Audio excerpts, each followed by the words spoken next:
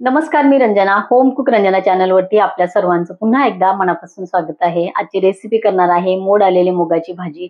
तर आता मोड आलेल्या मुगाच्या भाजीमध्ये भरपूर साऱ्या प्रमाणामध्ये मुगामध्ये प्रोटीन असतं. मोड आल्यानंतर तर त्याचे अजून त्यातले व्हिटॅमिन जे सगळ्या प्रमाणामध्ये वाढल्या जातात. म्हणून मोड आलेले धान्य आठवड्यातून 2-3 वेळा खायला पाहिजे.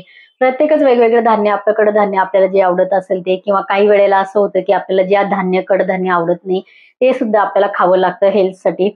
तर आपण कुठल्या ना कुठल्या चवीच्या प्रकारे करून ते खाऊ शकतो. भाजीच्या प्रकारे खाऊ शकतो, उकडून खाऊ शकतो, किंवा तव्यावरती तेल मीठ तिखट लावून आणि ते लिंबू टाकून किंवा कांदा कापून असंही खाऊ शकतो. तर अनेक प्रकार आहेत, त्यात कुठल्याही प्रकारे आपण हे मोड आलेले धान्य खाऊ शकतो. तर आजची भाजी आहे मोड आलेल्या मुगाची.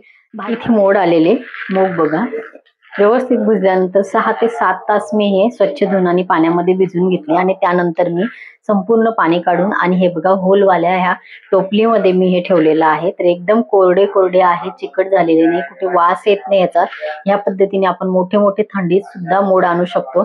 हे मात्र फक्त यातलं पाणी काढून आणि त्यानंतर मी याच्यावर पातळ कपडा झाकून आणि असे ही टोपली ठेवून दिलेली होती. तर मस्त मोड ह्या टोपलीमध्ये ह्या मुगाला आलेले आहेत. या पद्धतीने मी हे मोड आणून घेतलेले आहे. तर आता हे स्वच्छ पाण्याने धुवून घेणार आहे. चला, मुगाच्या भाजी बनवण्यासाठी एक मीडियम साईजचा कांदा कापून घेतलेला आहे. 2-3 लसणाच्या पाकळ्या मी ठेचून घेतलेल्या आहे. एक मीडियम साईजचा पिकलेला टोमॅटो आहे. थोडीशी कोथिंबीर आहे, आणि मसाले आपण इथे खूप कमी घालणार आहोत. कुठले ते आपण पुढे बघूया. गॅसवरती मी ठेवलेला आहे. कुकरमध्ये भाजी बनवणार आहे, पण शिट्टी घेणार नाही. कशी ते इथे तुम्ही बघा. सोप्या पद्धतीने भाजी बनवणार आहे, पण खूप लवकर शिजणार आहे. तेल घातलेले, तेल व्यवस्थित आपल्याला गरम करायचं आहे. तेल बघा व्यवस्थित गरम झालेलं आहे. अगदी थोडीशी मी घेतली, अर्धा टीस्पून मी राई घेतलेली, छोटा अर्धा टीस्पून आहे, आणि छोटा अर्धा टीस्पून मी घेतलेले आहे जिरं. लसूण आपल्याला घालायचं आहे आधी. आता कांदा घालायचा आहे. व्यवस्थित आपल्याला कांदा एक कलर येईपर्यंत, ब्राऊन कलर येईपर्यंत, तांबूस कलर येईपर्यंत आपल्याला कांदा परतून घ्यायचा आहे. कांदा आणि लसूण, राई, जिरं आपलं मस्त इथे झालेलं आहे. आता आपल्याला घालायचं आहे टोमॅटो, थोडीशी कोथिंबीर, एक चिमटीवर आपल्याला घालायचं आहे हिंग. कडधान्याची भाजी आहे, हिंग जरूर घाला. अर्धा टीस्पून पेक्षा कमी हळद आहे.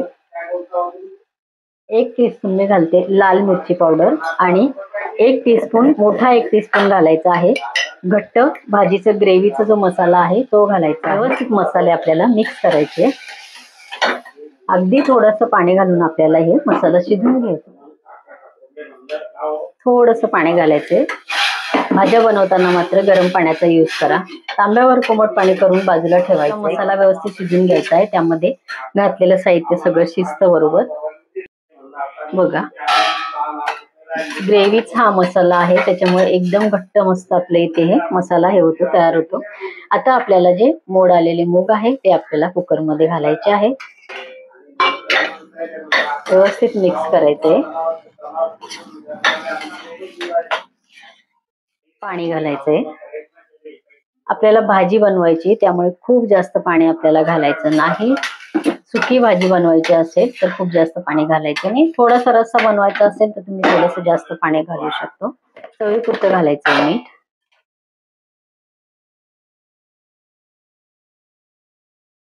मीठ घातल्यानंतर व्यवस्थित आपल्याला एकदा मिक्स करायचं. भाजीला आपल्याला एक चांगली मस्त उकळी द्यायची आहे. राहिलेली कोथिंबीर पण मी ह्याच्यामध्ये घातलेली आहे, आणि एक खळखळून उकळी आपल्याला भाजीला आणायची. हे बघा, खळखळून उकळी आपली भाजीला आलेली आहे. एकदा आपल्याला मिक्स करायचंय सगळ्या बाजूने. एकदा मी मिक्स केलं. गॅस आता कमी आहे, फक्त एक उकळी येईपर्यंत आपण इथे गॅस सुरू ठेवलेला आहे. आता कमी गॅस आहे.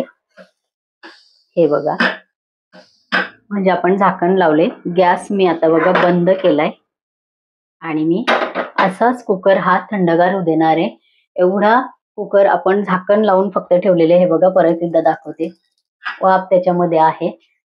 एवढ्या याच्यामध्ये आपली जी कडधान्याची भाजी मस्त शिजते. झाकणाच्या वाफेमुळे व्यवस्थित शिट्टी न घेता आपली भाजी जशी आपल्याला हवी तशी शिजणार आहे. पूर्ण कुकर थंड झाला की आपली भाजी इथे तयार होते. तर या पद्धतीने भाजी नक्की करून बघा. या पद्धतीने कडधान्यांची भाजी, मूग, मटकी, चवळी हे पदार्थ शिजले जातात.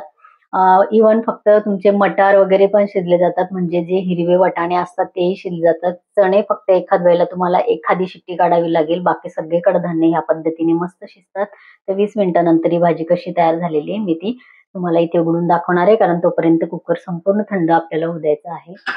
कुकर आपलं थंड झालेलं आहे आणि हे बघा कुकरचं झाकण आपण लावलं, गॅस बंद करून हे बघा अजूनही वाफ येते. एवढा कुकर गरम असतो की आपली ही जी भाजी आहे एकदम छान पद्धतीने शिजलेली आहे.